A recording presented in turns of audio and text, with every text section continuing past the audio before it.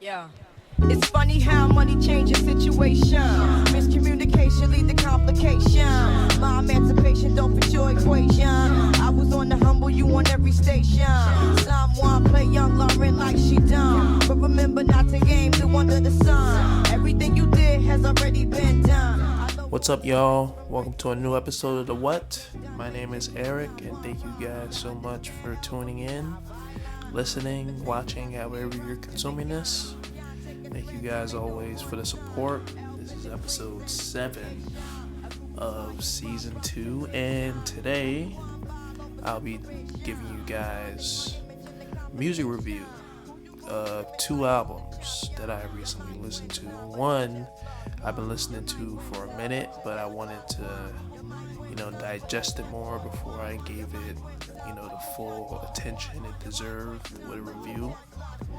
And then a newer one that came out most recently. I definitely have a few more to get to, but these 2 I definitely wanted to talk about, especially the more recent one that just came out. And then that will be for today's episode. I'll be talking about Roc Marciano's album 656, and then after that I'll be talking about Baby Keem's return, his new album Casino. I'll be giving you my thoughts on both of those. So yes, sit back, relax, and enjoy. And I will see you guys in a little bit. Welcome back to the show. Thank you guys for tuning in.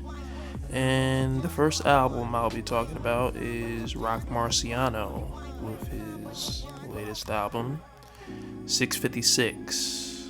Now, if you're not familiar with Roc Marciano, he is from Hempstead, New York, which is outside of the 5 boroughs. Roc Marci, since around 2010, which was his debut album, Marsburg. When he released that, it was very much influential to the underground scene, just from his production, how it's drumless and it's more sample based, whether it's a singer singing or some type of other instruments used outside of drums to just create a signature sound for himself, which a lot of rappers have adapted and made it their sound as well. And I would also say in his rapping, he's very unconventional in his rapping, multiple syllables, different types of flows, different types of tones he uses. He's very much versatile in his rapping style, and he's been doing that since 2010, and he's dropped a lot of music. He's had this is his 10th album. He's had collaborations with guys like Alchemist and Kai. Rest in peace to Kai, the underground artist. That was great. He had passed. But now with 656, because it wasn't a surprise drop. It was more of he announced it a week before, and then it dropped. The last Roc Marciano album I listened to was The Cold Profession with him and DJ Premier, which I thought was cool. I didn't think him and Premier made the best duo. So with this and him doing his own production, which I've enjoyed before, I was hopeful for it being at least good. I don't think he's put out anything bad so far. And this falls in line with some of his best work to me. I think this is a really good album. I liked every beat. I thought the sample choices he uses were great, like on Yves Saint Laurent, Prince, Apollonia, all the samples basically. Hate Is Love, Vanity, that's definitely one of my favorites where a sample was used. Just him using his signature style with the drumless sample, he's able to rap and do more with his style, which I appreciate. He's just one of the more unique wordsmiths in the game right now, and he's in his 50s. So, there's always the old saying of hip hop being a young man's sport, but I believe as hip hop has aged, you're able to see guys in their 40s and 50s be able to still rap with some of the best young guys in the game. Roc Marciano is a rapper. To me, he's like if a former pimp slash secret agent for the black coalition of gangsters. If that guy became a rapper, that would be Roc Marciano. He talks about different things. You have to be in the know to know. That's the best way to put it. And sometimes I'm not even in the know. I gotta look up to know, and I'm like, oh, he's talking about that. That's dope. There's also luxury rap, if you will. It's luxury rap with some substance, which I can appreciate. From talking about different fragrances to designer clothes to cars, he's always talking about a couple of things that you may not have heard that you have to look up, and I can appreciate that because for me, what separates rappers from me is how creative can you be with your rapping in terms of what you're saying and how you're saying it. One rapper can say something and then another rapper could say the same thing, but say it in a way that comes off smoother and more intricate. They're saying the same thing, these two rappers, but the other guy, which I would appreciate more, is saying it in a more creative way. And that's what Roc Marcy does for most of this album. One of my favorite little lines he has, he talks about the Mercedes Maybach Pullman. He pulls in bullion. Like saying you pull in bullion, basically saying he's making money, and him driving a car is just the results of him making money. And I think the typical rapper would have said, I got bands, I got coin, I got, paper, whatever. But Roc Marcy's saying he pulls in bullion. This is one of the more intricate things that Roc does that I'm able to appreciate. Really on the album, I like also with the album, there's only one feature, Earl Holden.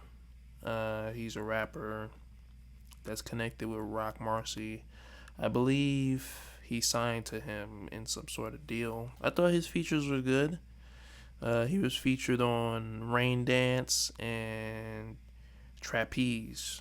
I thought both of those songs were good. I don't think there were any bad songs on here. There's probably one that I'm like, okay, it could have been a skip, maybe, but for the most part, like the run from Hate Is Love, the third track, to Rain Dance, the seventh track, is my favorite run on the album. And it's 12 songs, it's 32 minutes.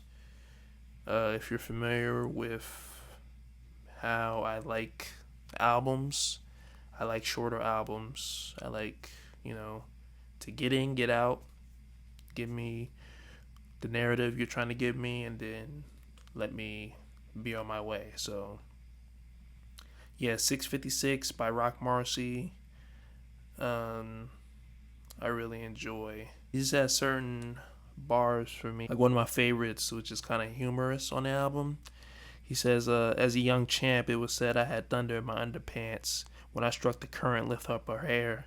If you dare, have sex with the half man, half electric chair. Daddy debonair.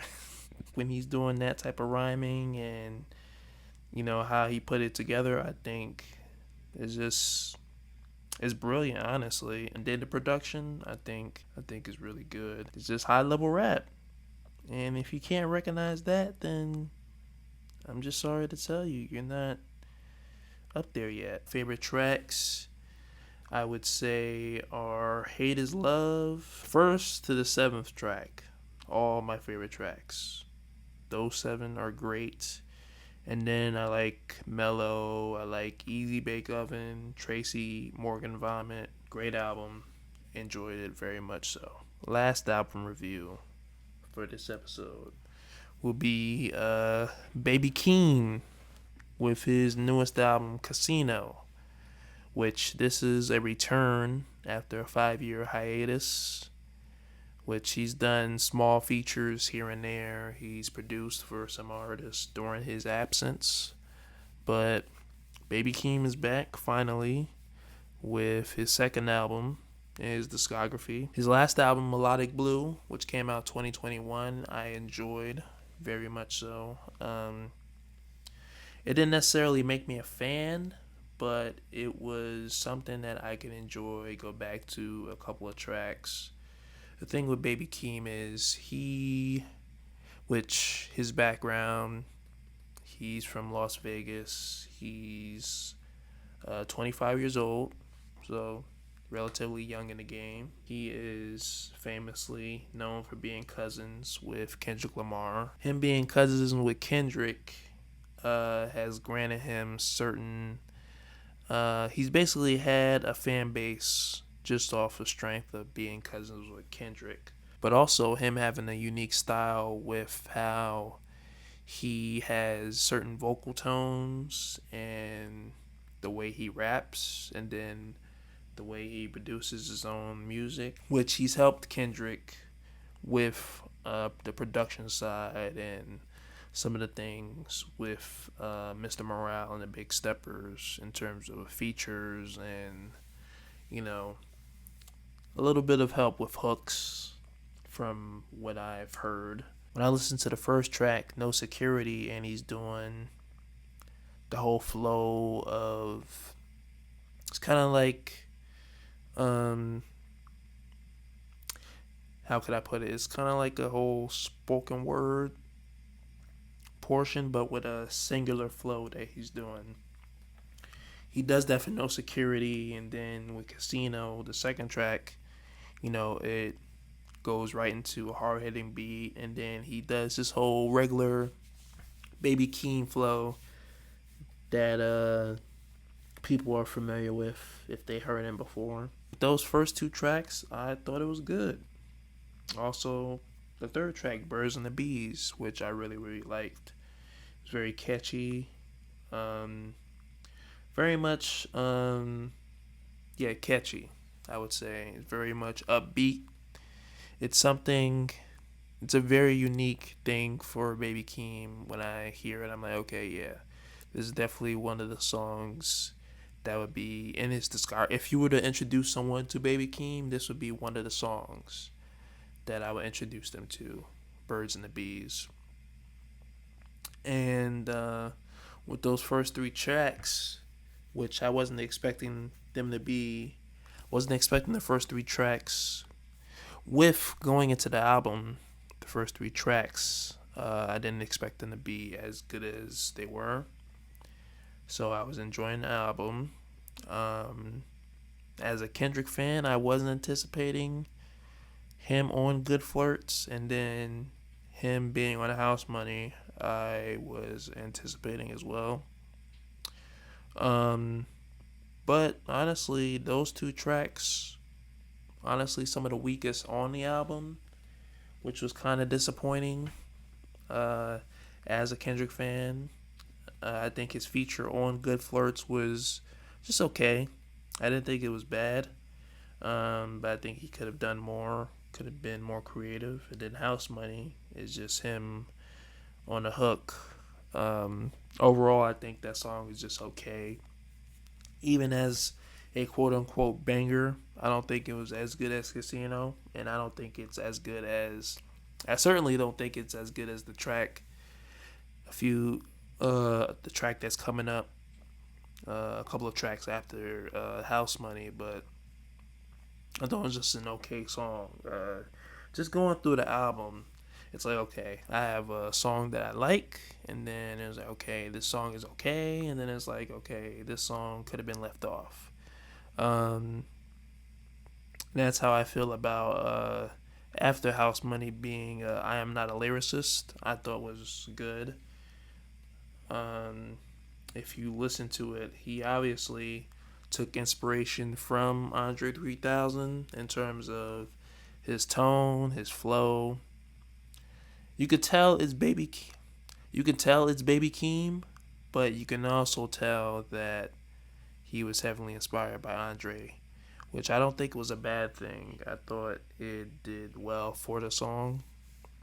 Um, I thought it was really dope how he told his story while using that type of introspective Andre 3000 type of flow and tone.